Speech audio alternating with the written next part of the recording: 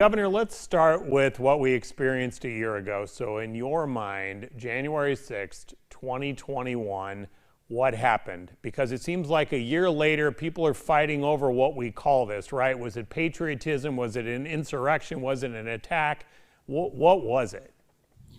Look, I think that you had people who came to the Capitol that day with a variety of different purposes.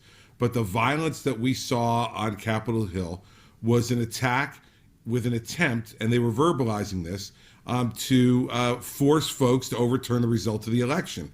And I don't think should be any debate about that. Now, was it every person who came there? No, because there were a lot of people who came to that rally earlier in the day who were there to rally and to protest what they thought was unfair. But in the end, the people who went up there and committed violent acts, breaking into the Capitol, assaulting police officers, assaulting others on the Capitol grounds, those are things that can never, ever be justified or rationalized in any way for any purpose. And so, I think that the debate's being driven, though, by an underlying, issue that needs to be resolved, which is the legitimacy of the election in 2020. And I've examined this, I've looked at all the numbers, and there is simply no evidence to show that this election was stolen in any way. And so, that's the underlying thing that drove people to come up to the Capitol that day. And that's the thing that we've got to get behind us. When you look more broadly at all this, we can go back over recent history here when George W. Bush won, when Barack Obama won, even when Donald Trump won.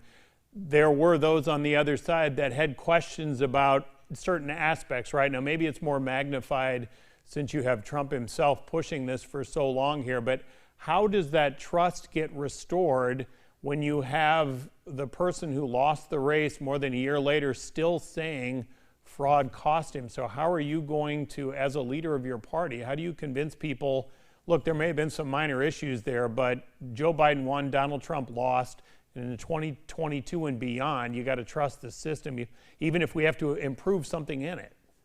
Well, there's a few things, right? First off, COVID changed the way we voted. And it changed the way we counted the votes in terms of how quickly we could do it. And whenever you create a gap like there was in this election between Tuesday on Election Day and Saturday when the race was ultimately called, that creates an open space for conspiracy theorists to fill it with whatever nonsense they want to fill it with. So, one, we've got to get better at counting these votes in an age where mail-in voting is going to play a bigger role. Second, we've got to make the laws better, and a lot of states have made the laws better since 2020. Florida, let's face it, Florida is now a model for counting votes because of the result in 2000. And they went and really significantly changed their voting laws and their mechanisms for counting votes. And you saw that night, we had the Florida results relatively early and without much dispute at all. So we need to change the rules as well. And the last thing is that, I just wrote a book that in part deals with this called Republican Rescue, Dave. And I deal with the election allegations one by one like a prosecutor, which is what I did before I ever got into politics. And the fact is, the facts don't support it.